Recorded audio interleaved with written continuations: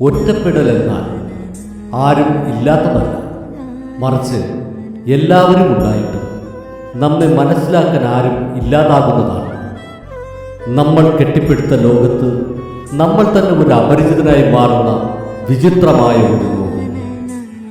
പറയാൻ ബാക്കി വെച്ച വാക്കുകൾ തൊണ്ടയിൽ കുടുങ്ങുമ്പോഴും കേൾക്കാൻ ആരുമില്ലെന്ന് തിരിച്ചറിഞ്ഞ് പുഞ്ചിരിച്ചുകൊണ്ട് അതിനെ മറയ്ക്കാൻ ശ്രമിക്കുന്ന ആ നിമിഷങ്ങൾ എത്ര ഭാരമുള്ളതാണ്.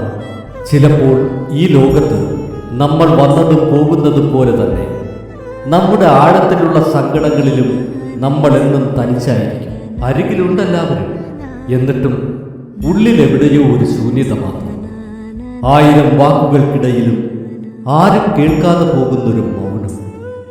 തിരക്കുകൾക്കിടയിൽ നമ്മൾ നമ്മളെ തന്നെ തിരയുന്ന നിഗൂഢമായ ഒറ്റപ്പെടൽ. പ്രിയപ്പെട്ടവരുടെ സാമീപ്യത്തിലും അന്യമാകുന്ന നിമിഷങ്ങൾ എത്ര മേൽ കഠിനമാണ്.